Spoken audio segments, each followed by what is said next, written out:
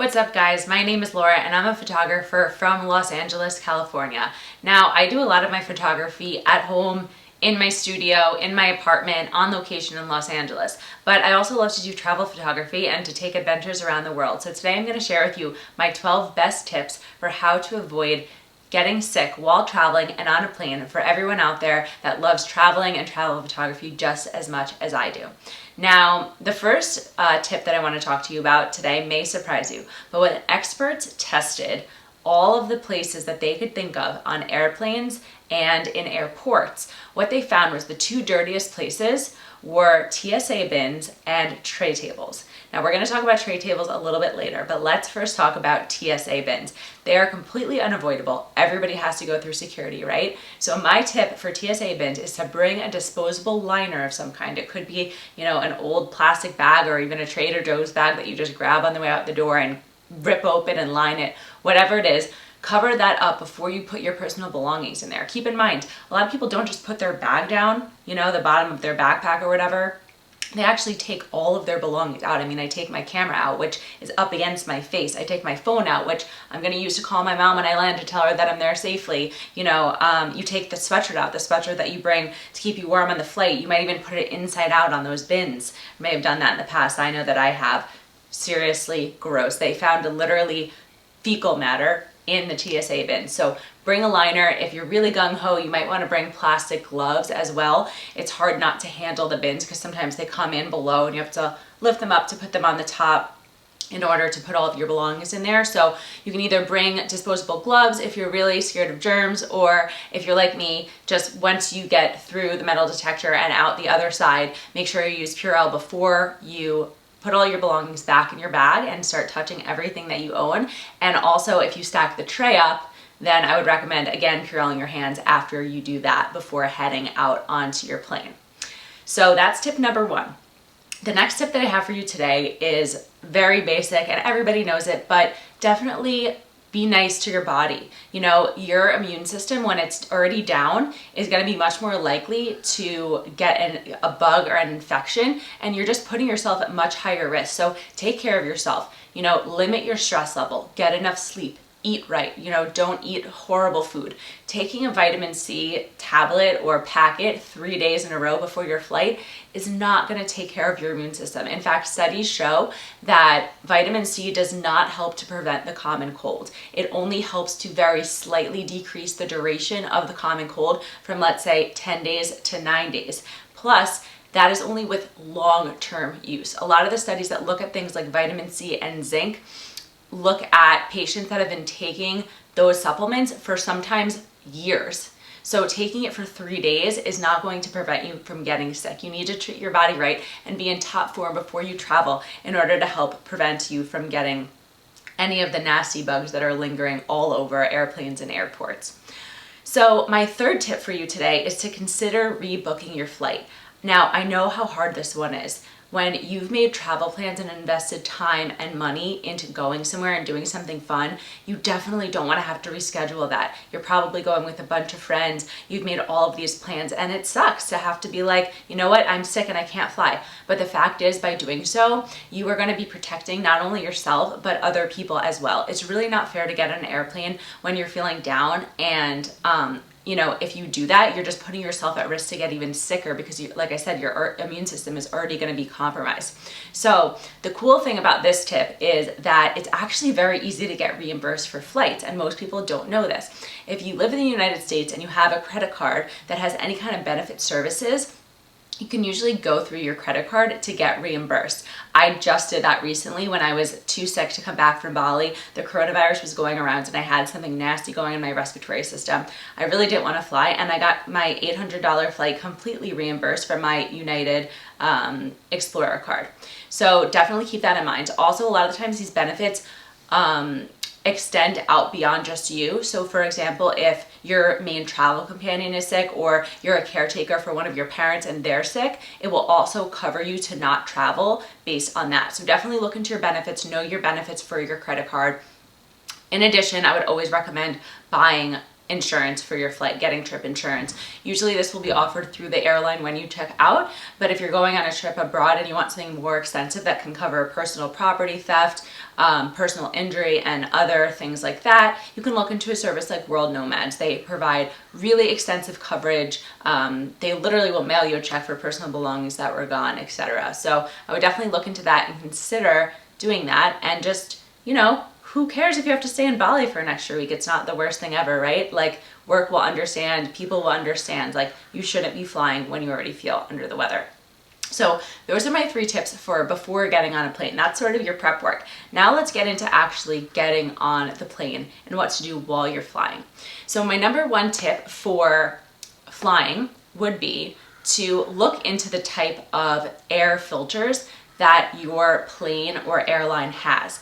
Now, we've all heard the myth that air on airplanes is recycled and therefore it's super dirty and you're breathing in all this air that everybody else breathed out, and if anybody's sick on the flight, you're gonna get sick. That is simply not true. Most commercial jets these days have HEPA filters, which are commercially available filters that are used in lots of products that most people don't even know about, like vacuums, for example. And these filters are able to filter out over 99% of particles that are in the air, which includes bacteria and things that people breathe out. Like I said, most airlines are going to have their planes outfitted with these filters. Now, it does vary more plane by plane, to my knowledge, than airline to airline. So my recommendation would be, if you're looking at a flight and something like COVID-19 is going around, or you're just very cautious about flying, or maybe you're immunocompromised so you have to be extra careful, call the airline. Say, hey, this is the flight that I'm thinking of taking. I want to know if you guys use a high quality air filter like a HEPA filter. How many of your jets are outfitted with these? You know, in my opinion, just based on like common sense, if you're flying between 2 major cities, you're probably going to be on a bigger jet that's newer and updated, and those all have to have, they pretty much are all outfitted with these high quality filters. So this one isn't so much as a tip, just be aware of this. Know that if you do get sick on the plane, it's probably not because of the air that you breathed in. It's probably not because of respiratory droplets. It's probably because you are not engaging in proper hand hygiene and touching surfaces that are dirty and then getting them into your mouth or eyes or somewhere else. So definitely be aware of that one. My next tip is to stay hydrated. Now, dehydration can cause a whole host of nasty symptoms. I know when I get dehydrated, I get really bad migraines. You know, fatigue is another symptom of dehydration, and that just stinks. So, you know, drink a lot of water. Now, I know that a lot of you are really gonna hate this tip, but coffee and alcohol both are very dehydrating. When you're on a plane, the humidity levels are already much lower than the room air that we typically breathe in, which means that it's drying out to our system. So we're already gonna have to drink extra water in order to prevent our system from drying out, more water than usual. So by drinking coffee or alcohol, you're really just putting yourself at a disadvantage, and I would highly recommend against doing it while you're flying. Once you get to the Bahamas or the Bermuda or wherever you guys are going, you know, have that margarita, have that cocktail. But on the plane itself, you know, especially if it's over 2 hours, I would recommend against drinking any of those beverages. And we're going to talk about coffee and tea and why they're actually really bad to drink on planes, despite a lot of advice that you will see online. And I'm going to explain that more in a second. It's really interesting stuff. But I just want to touch on the hydration again a little bit more, because like I said, dehydration does have some nasty symptoms, but it's actually much more important than that. So when your body gets dehydrated, basically your immune system is compromised in a way. Let me explain.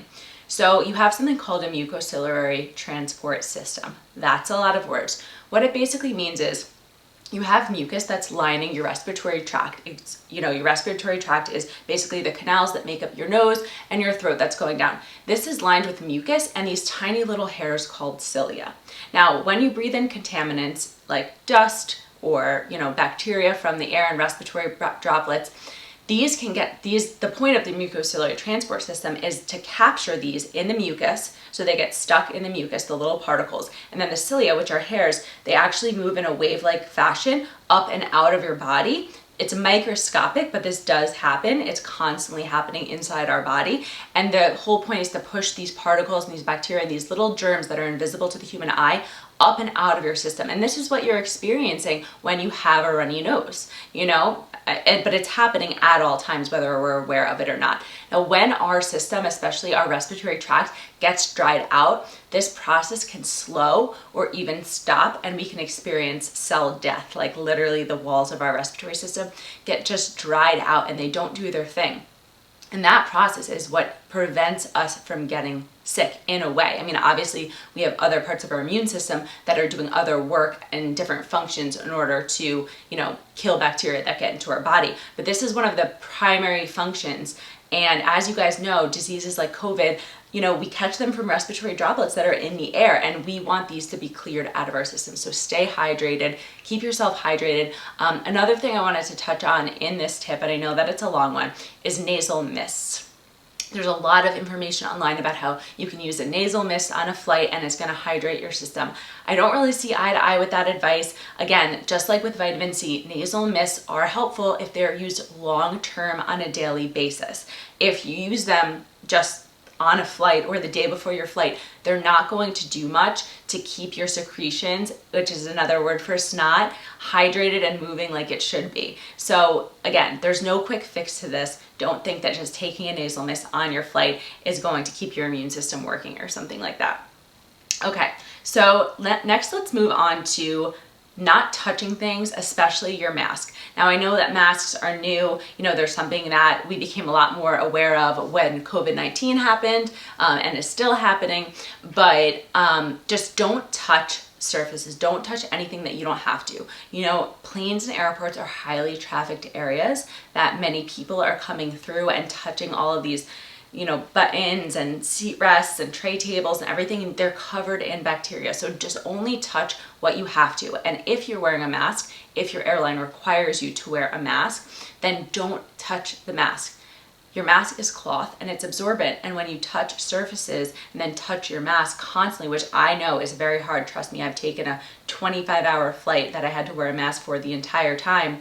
You want to readjust it, you get hot, you want to be able to breathe, you want to be able to talk, you want to be able to eat, take a sip of water. It's really hard not to do, but if anything, grab the mask by the straps on the side. Just know that if you're constantly putting your fingers on your mask, all you're doing is bringing that bacteria closer to your mouth where it can then get inside your body. So try to limit touching as much as you can. My next tip, which goes hand in hand with this one, is to bring Clorox wipes. Like we talked about earlier, TSA bins and tray tables are the two dirtiest things, but there are plenty of other dirty surfaces. By the way, the TSA bins and the tray tables were dirtier than the airport bathrooms that were swabbed. So definitely bring Clorox wipes, and before you settle into your seat, just wipe everything down. Wipe down the air vents. Every single person on every single flight touches that, right? Wipe down the seatbelt. Another thing that every single passenger is going to touch. Armrests, tray tables, you eat off of those things. Definitely wipe them down. Wipe down if the seat's like leather in front of you. A lot of people, you grab that seat when you're trying to get out because you have limited space. Wipe that down. If you're opening the handle of the overhead compartment to put your suitcase in, you might not necessarily wipe that down because it's more of a communal area, but definitely use Purell after you get settled, get everything on the plane. Use Purell before and after you go to the bathroom. Every time, use Purell before you eat, before you touch your face, just use it all the time. Okay, so my next tip is similar to this one, and it actually goes hand in hand with something I talked about earlier, which was not to drink coffee or tea on your flight. Again, this is another thing that's common to a lot of the bad information on the internet out there. People say, oh, well, hot drinks can help to humidify your system. That is true. But what you may not know is the water basins on planes rarely get cleaned out. Now, the water basins are what all of the tap water on the plane is stored in. So the water that you see in the toilet, the water that comes out of the sink that you wash your hands with, and unfortunately, hate to break it to you, the water that your coffee and tea is made with, because you better believe that the airlines are not, shrinking down their small margins even further to use bottled water in order to make your coffee and tea. No, that is tap water, and it's stored in a water basin that literally never gets cleaned out. In fact, if you go online and start doing some research, you will see that many different agencies and people have tested water on various different flights, and it has come back at a very, very low quality rating, to the point that they actually created a law, I forget what year it was, a number of years ago, so that they have to keep that quality level at least at a certain level, because it was literally borderline unhygienic. It's to the point that I've read online from, other doctors giving advice that if you have cuts on your hands, actually in general, that you should just avoid washing your hands with the water from the sink. Because if you have even the littlest cut, or if you're like me and you tend to like pick at your cuticles a little bit, bacteria can get in that way. I mean, it's a low risk, but if you have Purell, use Purell over the water. And oh my God, don't even think about drinking tap water from the sink or washing your face, which I know I've done on a long flight with tap water from the sink. Just keep that far away from all your nose, your eyes, your mouth, and everything. We don't want that to be getting inside anywhere. Okay, so let's move on to my next tip. This actually came to my attention around the time of COVID-19. There's an article by Erin Bromwich, who is a biologist, and she explains exactly how COVID gets passed from person to person. And I would highly recommend reading it. It's, relevant not even to just COVID, it's just how infectious disease spreads in general. And one of the things that I read in her article was that bathrooms are actually one of the dirtiest places in general. Yes, definitely on a plane and in airports too, because they're very highly trafficked spots. But why are bathrooms so dirty? A lot of you might think, oh, well, people are going to the bathroom in there, they're doing number two, whatever, it's gross. Actually, the air in bathrooms itself is just as dirty as the surfaces. Let me explain. There's a process that's called aerosolization. Aerosolization is when particles that are in water basically get whipped up, caused by friction somehow, and are suspended in the air. So it can be small water or solid particles that are suspended in the air. And these things can be things like COVID-19, viruses. They're in tiny respiratory droplets. They're not airborne, but they're in respiratory droplets in the air. And guess what happens when you flush a toilet? Friction happens, and that whips anything that's up in the toilet. And we know all of the gross things that go into toilets, right? So many different types of bodily fluids and things that I don't even want to think about. That basically gets whipped up and can come up into the air. So you can't really avoid the bathroom, especially if you're on a long flight, but I would limit my trips as much as possible and make sure you keep the lid down before you flush. Keeping the lid down, it's not necessarily going to stop these particles from getting into the air, but it's going to contain them as much as possible. And sometimes particles that are, actual splashes of water, like we've all flushed a toilet that had a really strong flush and maybe like felt a little splash of water, like a little droplet on our hand. We want that to be contained as much as possible. So shut the toilet seat always before you flush the toilet. Okay, one of my last tips is where you sit on the plane. Now, I've always been a window seat lover, and I was so happy to hear this one. The window seat is the best place to sit on a plane to avoid getting sick. It's just one of the least trafficked areas. It's a dead end, so to speak. And research has actually shown that sitting in a window seat as compared to an aisle seat is beneficial to limit your risk of exposure to bacteria and other things that can infect your body. Also, an important part of this tip that I read is it actually requires you to stay put. If you're someone that's in a window seat, but you're up every 5 seconds, you're back talking to the flight attendants, you want coffee, you want water, you want to walk down the aisle and stretch, you want to go to the bathroom 10 million times. If you're in and out that much, it's probably not going to limit your risk as much. So get a window seat, but also try and stay put as much as possible. Okay, my last tip, and everybody knows this one, it's very obvious, but with COVID-19, we started talking about social distancing, and that's a real thing.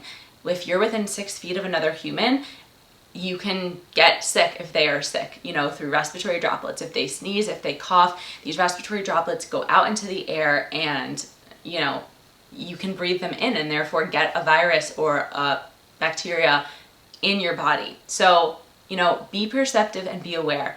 Obviously, most people when they're sick, they're not going to look like noticeably sick, especially if they're strangers. You don't know what they normally look like to compare them.